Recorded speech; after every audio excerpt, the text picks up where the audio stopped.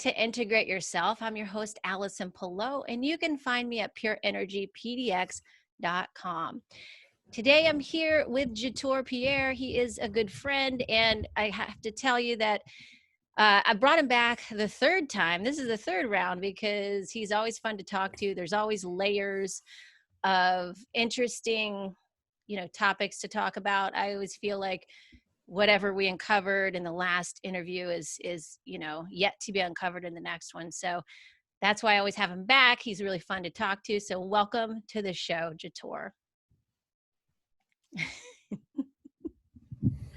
So I want to first tell you, and I've already told you this, but I wanted to just kind of say it on the podcast, that I'm so grateful for your program, Restore 60.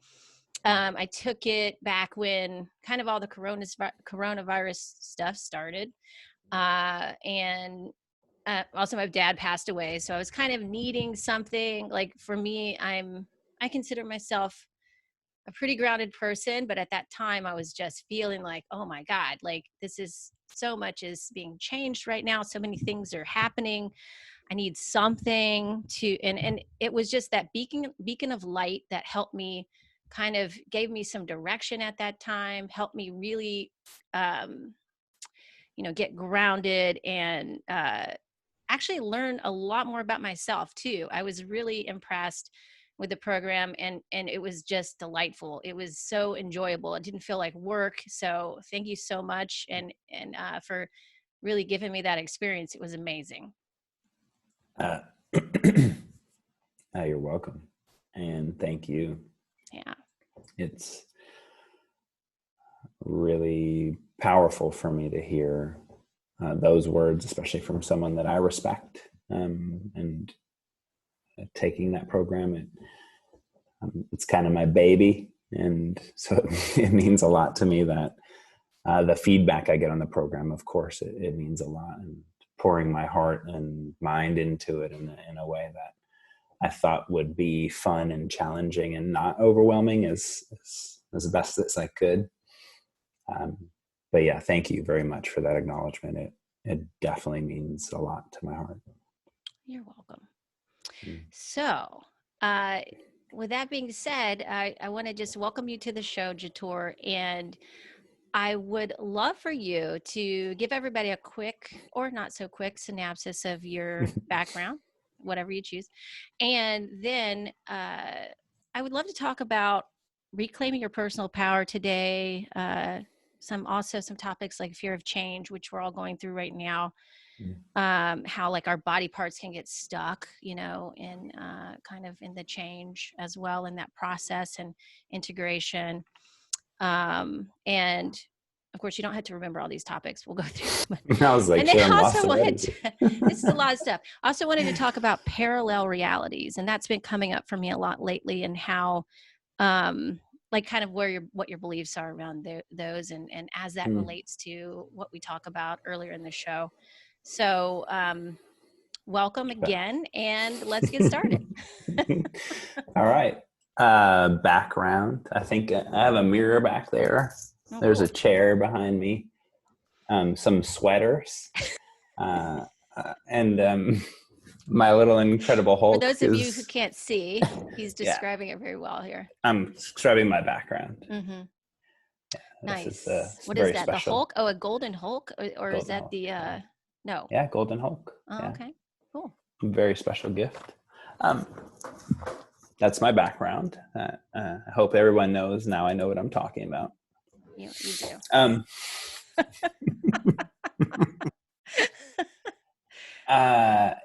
Yeah, I think my background is I'm a human being. I've done a lot of diving into my own heart.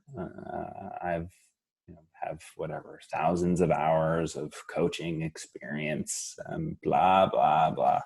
I'm a human being, and I'm a curious human being. And I think that's what's been probably the most prolific growth in my life is curiosity and a willingness to question and to observe, and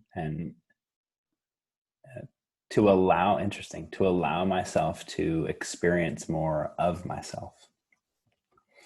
And I think in some regard, I'm just going to go into personal power because that's the only thing I can remember off of the spiel. Yeah. I think personal power is a very interesting topic because my experience is that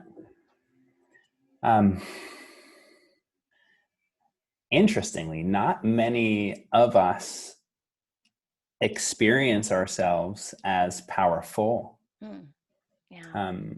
I think, and it's kind of a very interesting paradox. I think where many of us experience power, interestingly, is from hiding who we are and hiding our truth.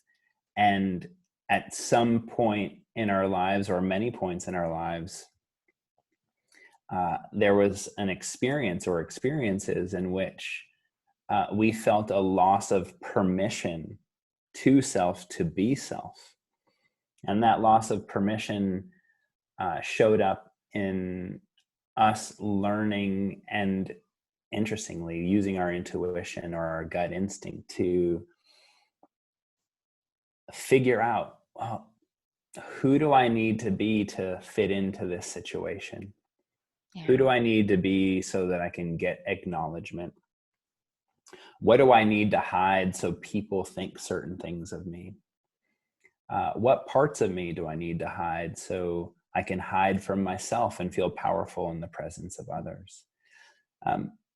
Interestingly to me, many clients, inclusive of myself at times, we feel a sense of power through hiding ourselves. And I don't think that's real power.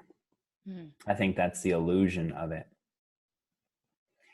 And maybe for me, real personal power is the willingness to be vulnerable, to be intimate with self and with others, and to expose more of who we really experience ourselves to be, and let the chips fall where they may. As an example, we learn this in childhood in some regard with how much we start to hide in front of our parents, how we hide in front of our parents to parent our parents. So, we can feel a sense of control and power. And that shows up directly in our relationships with others. And let's just say in our intimate relationships or our significant other relationship. And I've had many clients who say, yeah, Jator, I really want an intimate partnership, and I want vulnerability, and I want openness, and I want emotion, and I want rawness. And in my mind, I think, do you really? Do you really? Because I think what's been fascinating to me is, in a coaching context, which bleeds out into my life, many people, in my experience, speak words habitually, but don't even realize what they're actually saying. It's like these habitual speech patterns that speak words, but if you ask them a question, do you really want that? Pause. What does that mean to you? Okay, you really want that, and it means connection and heartfelt relationship, and there'll be less tension. And for me, all of this BS. Say, okay, cool. So on your next first date, this is what I want you to do. I'm going to invite you to share 1 to 3 of your shadow sides I want you to share 1 to 3 things that you typically would not share on a first date and probably wouldn't share on a 10th date. No, I can't do that. Well, why not? Well, because what are they going to think? They won't want to go on another date with me. Da, da, da, da, da. And you start to see immediately how they find power through hiding, and they're afraid of vulnerability and intimacy on a first date simply because if I expose who I really am, no one will like me. Mm. And I say BS. I say, consider, well, if you hide that stuff from the beginning, it's going to come out in one way or another. It may not come out in expression, i.e., here's my shadow sides, but it'll show up with resentment. It'll show up with misdirected anger. It'll show up with blame. It'll show up with shame. It'll show up with overt resentful behavior or covert or subtle resentful behavior. The relationship will eventually become emotionally disconnected, and then we'll just survive in our relationship, and we'll either eventually break up or we'll stay together and live like two zombies for the rest of our lives, hiding what's really going on in our heart, which in a very strange way feels powerful and safe and comfortable and familiar. And it's the way we saw our parents do it as a general theme. And it's the way we saw our friends do it. And to brush up against that and to allow yourself to push against that grain and start to really be intimate and vulnerable with yourself in the presence of others. It's a challenging road because people are going to have the experience of you of what the is going on here. What? You're not kind. You're not respectful. You don't care about me, and on and on and on. So for me, personal power, authentic personal power comes from really slowly learning how to represent more of who you truly are in the presence of others. And if you can do that, if you can move from that place, if you can learn to do that in the presence of your parents, and you can learn to do that in the presence of your significant others, and you can learn to do that in the presence of your children and work, etc. What you're really learning is how to do that in the presence of yourself. Yes. So you're finding your own power in the experiences that you have external to you. And that starts to build a momentum, at least in my experience, it does. And for me, that's real personal power, is the willingness to own your opinions, own your emotions, own your perspectives, and share them boldly and brightly. I love people that are triggering as hell. I really enjoy, and not triggering to me. I love those people too, but this will probably lose me any followers that I do have. Candace Owens, I really enjoy Candace Owens. I actually do too. I'm going to out myself a little bit because I love that she speaks her truth and she's not worried about. Now, I don't agree with everything she's saying or about, but I'll put that disclaimer out there. But I'll say that I really do respect her. I really respect how she expresses herself, and to me, that's a great model because she doesn't. It's not that I don't know that she cares about the consequences or does or doesn't, but she's okay with the consequences. She's okay with dealing with whatever comes her way, right? Which has been a lot lately. She's been getting a lot of interesting press, but going back just to real quick before we go down that road, I just want to kind of reiterate what I heard you say, which is reclaiming your personal power to some extent is really learning how to get intimate with yourself and then showing that in a way to others and like actually not hiding it. Is that true? Yeah. For me, it's very true. Sometimes I notice when I am speaking, of course, we can kind of take this information, right, and we can move it into our head, and it's here. And I would just ask people then, if that's the case, to just put yourself, imagine a scenario.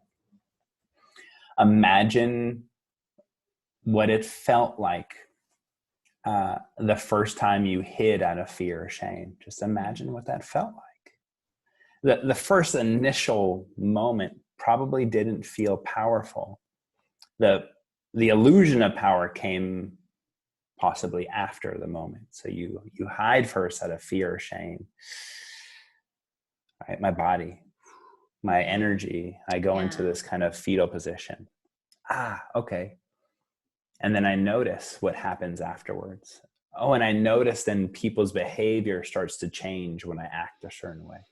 Then the feeling of fear and shame gets hidden by the feeling of illusion of power. So you take that and just feel that and let yourself feel that scenario. And then take another scenario.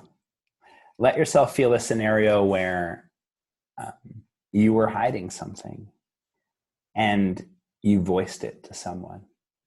And whether it went bad or good or whatever the direction it went in terms of your ego's perception, notice the feeling that you had when you spoke your truest truth. When you let that out, there's a feeling that most people get. Maybe it's courage, maybe it's levity, maybe it's an openness. For me, that's a much more powerful energy, the energy of expansion than the energy of contraction. They're both powerful, but I agree with that, actually.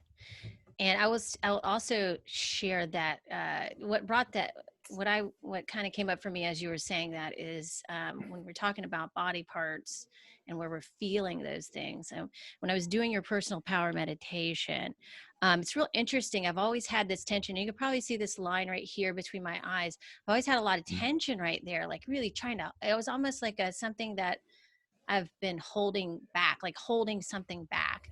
And I've been aware of it for a long time, but I've never really gotten really curious about why I do that. And during that personal power meditation, was really interesting. I just decided I'm going to go to that place and see what's going on. And it just led me to a place of really suppressing my intuition, which I thought was really interesting that came up for me. And it very much resonated it kind of brought me back to a place when I was younger, when I felt like that was necessary for me to do that for whatever reason. And so, it actually rings true a lot with what kind of is going on with me, or the process I've been going through as an adult. And like you and I have talked about before, really hiding, not really being truly intimate with people because we're really just hiding parts of ourselves in my case, like really people pleasing, trying to make sure that everybody's okay and that everybody's having fun and we're all like, friends and all this stuff. I started that pretty young because I think part of me was like, you know what, we're going to do what it takes to, to make this work. And so I did. And so with that, I really just abandoned that part of myself. And I felt that during that meditation. And then I felt this flood of energy going there. And it felt so good. And I don't know, it was pretty incredible. So I wanted to share that with you because, that was a real powerful moment for me, to kind of, get that part of myself, integrated back with my whole again, because I feel like I've really been holding back a lot in that area. And that's why I think going at this from all levels, both the physical and the energetic, is really important. It's really addressing how you feel physically, where you feel it, what's coming up for you, what emotions you're feeling around that. Are you feeling stuck? Are you feeling resistant? All of those things are really, really important. Yeah, I would agree. And thank you for giving voice to that. I heard this a long time ago, and it's always resonant with me, that the body has no mechanism to lie. And what that means for me is, so you have this line, and it's actually really interesting because I have so I'm in Denmark, right? And for whatever reason, Denmark is considered one of the happiest places in the world. I think it's usually number 1 or 2 as a theme. And I don't know how they're quantifying happiness, right? I'd say it's probably one of the most comfortable and safest places in the world. I think they have the second highest amount of antidepressant ingestion here. So I don't know how happy it is.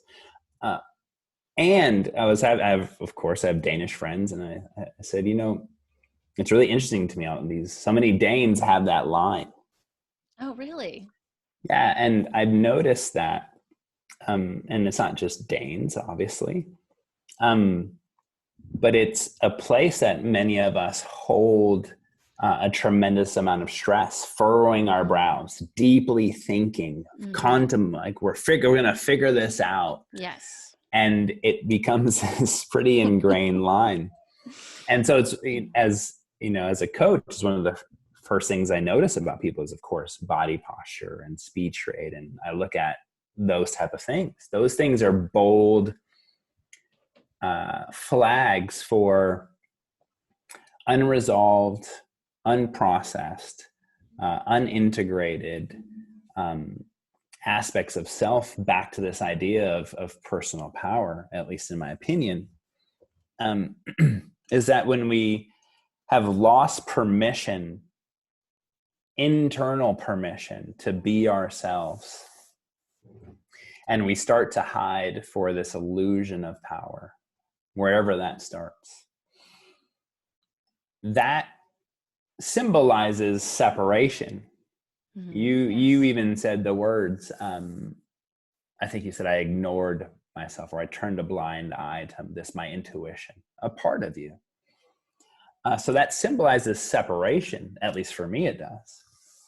And so, when we start to have this separation internally, then our experience of personal power, our experience of energy, our experience of vibrancy for life, our experience of passion, our experience to be motivated in whatever way that is, that energy has to be siphoned to many, many different places because it's less integrated.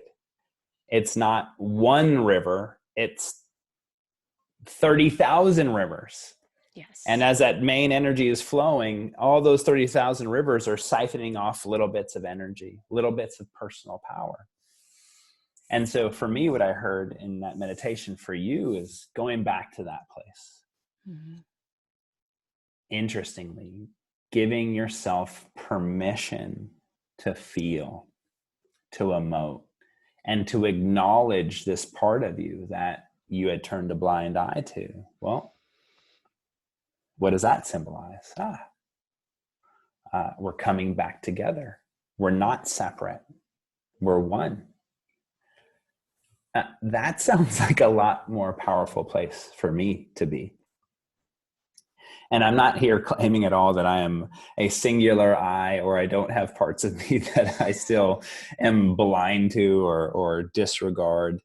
I think that's been part of my journey, and part of the work for me is essentially learning how to reparent myself through permission to be me, to all of these parts. My intuitive parts, my angry parts, my fearful parts, my anxious parts, my depressive parts, my rageful parts, my joyous parts, my excited parts, to start to give permission to all of that, because there were so many moments in time that I took permission away from myself to present myself in a way that I thought other people needed me to be for them. and that reclamation of power. I don't know if that's a word, but it sounds cool. Reclamation of power. It sounds good to me too. Yeah, it's like like bringing me back to me. Yeah. And I had a moment maybe about 4 years ago. I was back in Berkeley. I went to elementary school in Berkeley. And for fun, I went to my old elementary school to go walk around the yard and re-experience. I knew that I would get all kinds of hits by just walking around my elementary school. And I'm walking around and I can see myself playing kickball, and I can see myself chasing girls, and I can see myself getting into fights. And I started to get really teary-eyed, and not teary-eyed, I started to cry. And all of a sudden, all of these little Jators from that elementary, they all ran up to me and were like surrounded me. And I took a moment to say to them, like, I'm here. I'm here. I'm here to connect with you in a different way than you've ever been connected with before. And I'm here to learn to acknowledge you and accept you, and to allow you the permission now to be exactly who you are. And that's one of the most powerful moments of my life, where it started to build then into, right, my practice or what I share on social media.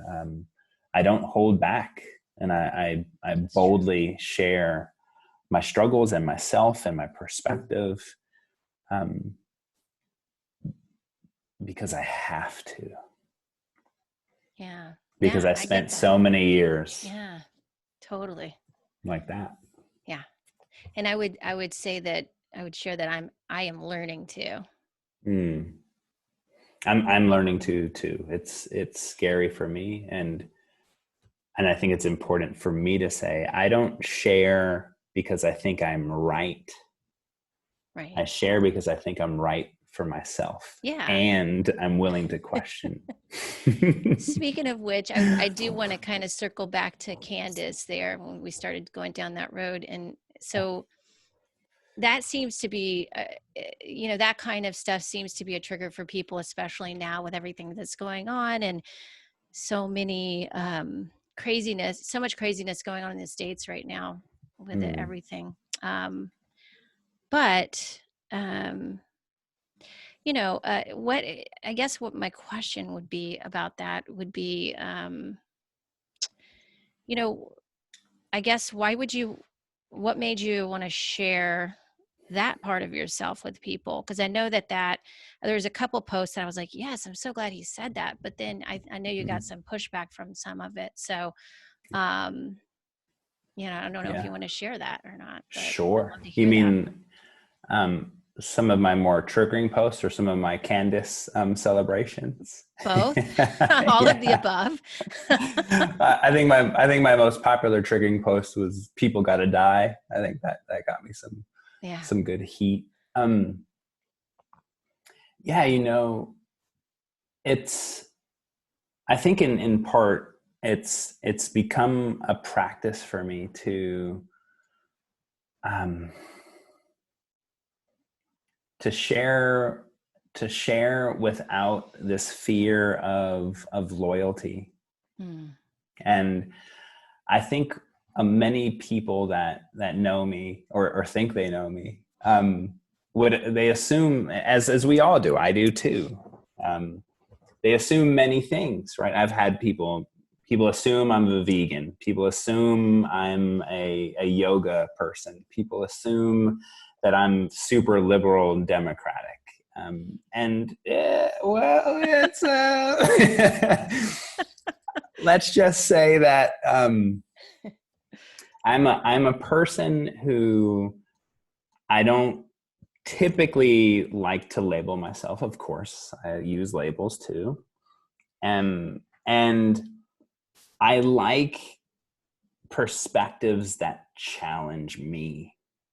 And so I grew up in a very, let's say, blue, democratic, liberal household. And over the years, I think especially with a lot of this self-work and this parenting idea that is, at least in our world, is very is a very kind of meaty topic. Yes. I'm not political in terms of like arguing politics, but I was having lots of conversations with people around just my own perspectives around things. And people started to say, I think you're actually really conservative. And I thought, wow, that's really interesting. And it started to bubble that let me look into just Republican concepts. Let me look into socialist concepts. Let me look into communist concepts. Let me look into liberal concepts. Let me look into all of these different kind of schools or thoughts or philosophy. And I find ideas in each of them that I think are brilliant. Mm-hmm. Yes. And so I think Candace Owens, my experience of her, I don't even want to, there's a part of me that doesn't want to say like, I don't agree with everything that she says, because for me, that feels like I'm trying to like soften this blow. I know. Yeah. For me, it does. Oh, for me, it does too. That's why I say it. I'll be honest with you. I'm not there yet. I'm not like as comfortable with conflict as you are, I think, at this point. But yeah. I find her as a general theme. Yeah. Well-spoken. I really love well-spoken, thoughtful. I think she has some really clear and focused ideas. I really experience her to be someone who shares what is true for her regardless of the pushback. And I'll be quite frank, there is a lot that I agree with Candace Owens on, a whole lot. Yeah. I'd almost say there's more that I agree with her on than there is that I don't agree with her on, which is going to be pretty interesting to see what kind of emails I get after this. But that's not coming from a place of right or wrong. Right. Yeah. For me, it's when I make statements like that, it doesn't mean that I'm saying someone else's perspective is wrong. It doesn't mean that I don't agree with other politicians on the other side. What it does mean is I'm very curious, and I love to hear ideas that challenge my own perspective. That's not threatening to me. When I first started to hear, I heard about Candace, and I heard about Candace from some people that were, saying what a horrible person she is. I was like, well, this is really, I don't see that. Fascinating. Yeah. And so I checked her out, and I thought, not my experience. And so I love to get a very broad brush on all of these topics. The same thing with Corona or COVID or masks or no masks. I'm not a person that like bites down on something like a pit bull and thinks this is the only way. I'm very curious as to what's going on, what's the larger context.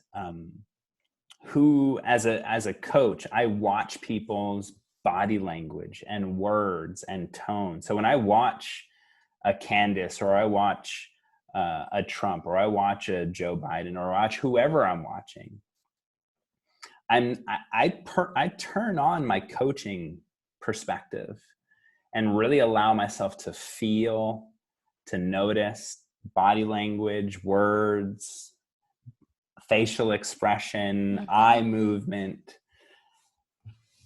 I'm more of a fascinated person. And I think I bring up Candace because she seems so controversial, at least to the outside world, but I don't experience her that way. I think she's just like, I think she's actually pretty brilliant and has great arguments. It's interesting you say that, because that occurred to me too. I'm like, well, what is the controversy here? I don't get it. I don't understand why people are so upset. Maybe I haven't heard everything she said. I don't know. But what I've heard so far is it sounds totally reasonable, and I don't have any, aversion to it. I think it makes sense to me. But, One of go ahead. One of the challenges that I see with any of these topics, inclusive corona, self-power, intimacy, vulnerability, is that my experience of us as humans, inclusive of myself, is that when we become really attached to an idea, and that idea also has a tremendous amount of emotional response surrounding the idea, yeah, we become blindly protective of the idea. And that's okay. Yeah. That's just not how I function. And so when someone brings up something that, that's a trigger, and I feel a lot of emotion, for me, what happens is I've trained myself to get curious about that. Wow, what is that about? Right. Rather than to go into counterattack. To me, that's a message in a bottle from one of my inner children that's been hitting me on the head with this bottle, trying to get my attention and saying, here's a place where you lost permission. Do you want to open this bottle, read the message, and learn to understand me and understand what's going on back here? And the emotional charges that we get, which are necessary and beautiful, and I love emotion. And easily said, like in Star Trek, you have Captain Kirk, who was very emotional, and beautifully so, and also could take the ship in some interesting directions. And then you had Spock, the complete polar opposite, extremely logical and rational. I like both, and I want to use both to work together. And I don't want to be so emotionally charged that I'm unwilling to hear a person's perspective, even if it's the polar opposite of mine. Yeah. I don't want to get there. I think if we get to a place, it seems like we are going, with political correctness, censorship, we are creating a world in which there will only be one acceptable narrative. And that is not a world I want to live in. That's not a curious world. That's a naive world. Yeah. And that naivety for me is driven by fear and shame, rather than the courage to re-find your innocence and allow others to have their opinion. And let's have dialogue about it. Let's connect about our differences. Yes, I love that. Even if you're racist against me, that doesn't bother me at all. Like, wow, really? I mean, it's fascinating. It fascinates me. It doesn't. Yeah. That's me. Yeah, I feel very similar, because I think that's the spice of life, to be able to look at other perspectives and appreciate it. You don't have to agree with it all, but it's still just like really holding space for that and listening, and and contemplating it. Maybe it is true, maybe it's not. I don't know everything. And the jury's not out on health. The jury and the whole health thing being political. Like, I'm like, what is going on? Like, I don't even I've been you and I have been talking about health for years, and saying the same stuff, like the natural health spiel. And of course, as I've gone through the ages, it's progressed, and I've learned things, and I've come to certain conclusions. But I don't know. I had never lived in a time where you got shamed because you had a certain health belief, or it's just kind of getting weird, right? There's not many things that like get me, this is a path that I'm concerned about. And when you look at, and I'm not pro-vax, I'm not anti-vax, I'm a very middle of the ground person. I like to consider both sides and really dive in and really also trust my intuition. So let's just start there. And what I am seeing as a general theme is this global push for vaccination, and this global push for we can get back to normal when we have that. Okay, now let's just say that piece. I am not on the far end. I'm not super conspiracy, whatever the fuck that means at this point. And I'm also not super conventional, whatever that means at this point. Okay. Right. I'm very interested, and I find things interesting, and I observe things. And so I thought, well, okay, that's interesting. And it fascinates me that with all of that rhetoric, there's at least as far as I'm aware, there's no government, there's no someone at the WHO, there's no one in those fields talking about, well, in the meantime, before there's a vaccine ready, whatever your beliefs are on that, in the meantime, let's start looking at gut health. Yeah. Let's start looking at nutrition. Let's start looking at lifestyle. Let's start looking at your mental and emotional health. Let's start looking at your sleep. Let's start looking at your work. Let's start working at your movement. Let's start looking at all of the roots of our immune system and our susceptibility to navigating bacteria and virus and fungi and all that. Right. Let's start looking at that stuff. And what does concern me is when that starts to get framed as conspiracy theory. Me too. That really bothers me. That concerns me too, really greatly. I don't know what the agenda is. Of course, I'm surrounded by friends who have all kinds of good agenda for me. I don't know what the agenda is. I do know that it's concerning when more and more legitimate conversation is being framed as conspiracy, and it's also concerning that it almost seems like a necessary place that we're going because there's so much information. And the documentary I'd invite everyone to check out is The Social Dilemma and The Great Hack. Yeah, it's disturbing.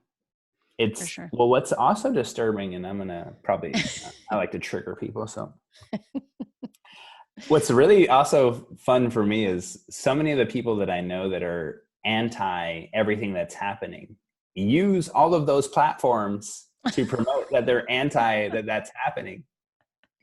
And it seems a little ironic to me, like, get off. Yeah. Shut it down. Yes. And I know there's a counter argument to that, and I get it. And also I think there's some rationalization there and also some hiding there. And what's growing, at least inside of me, in terms of this, maybe this personal power that's also coming from all of this information that we're getting in all these social media platforms. Allison, people like to talk.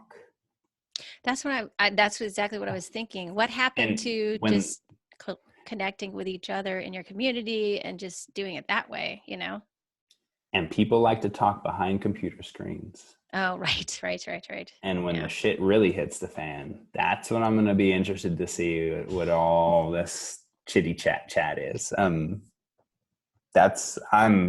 interested in that. To see what happens after shit goes down. I'm interested in that when the shit goes down. I know people like to talk behind their computers and type. say all what people this. really do is what you're saying. Like they actually like really when do. I'm gonna Yeah. so And the rubber hits the road, as they say. yeah, when the Yeah. rubber hits the road. Yeah. So I know we're going low on time. We got like 3 minutes, but we'll have to talk about parallel realities next time. Yeah, But because I really think that would have been kind of a good, also maybe you can do a part 2 of this or something. But yes, that is a huge topic, Jator. Oh my God. So much has come up for me around that. And very, throughout this whole process, and part of your program was helping me with the triggering that I was getting initially from all of this stuff, because it was so surprising. I was like, what is going on? But, and again, like there's so many dynamics with this whole thing, like and I've also been trying to figure it out. And I was like, I can't figure this out. This is dumb. I just need to let it go, stay in my lane, do my thing, focus on what I need to focus on, which is keeping myself healthy and also just helping the people I'm here to help. And by doing that, I'm helping myself first. I am getting to know myself better and actually finding joy in that. So I feel like if you're able to find joy in your life, if you can find that for yourself first, then, all the other stuff doesn't matter quite as much.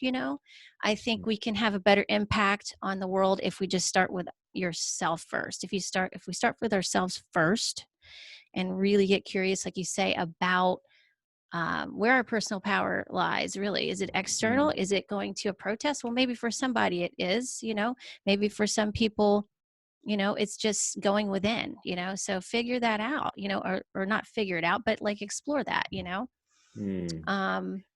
and so that's maybe where we start with all of this. But I wanted to have you on just to start the dialogue with like how we begin to explore our own personal power instead of giving it away externally to something outside of ourselves. Like politics is a big one for people right now. So thank you so much for sharing your perspective, Jator, today.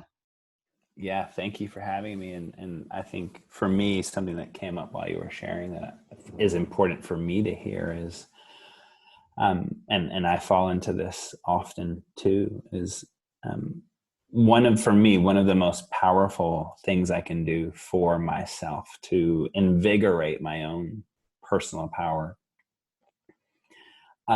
is to not project and expect my values to be met by others, to let them be themselves. And when I kind of sit back into that and think about how I felt when I was a kid at different times, is where I felt the most shame or fear is when I felt powerless. And a lot of that powerlessness came from a sense of shame and fear. And I need to hide myself to fit into what I think these other people need me to be.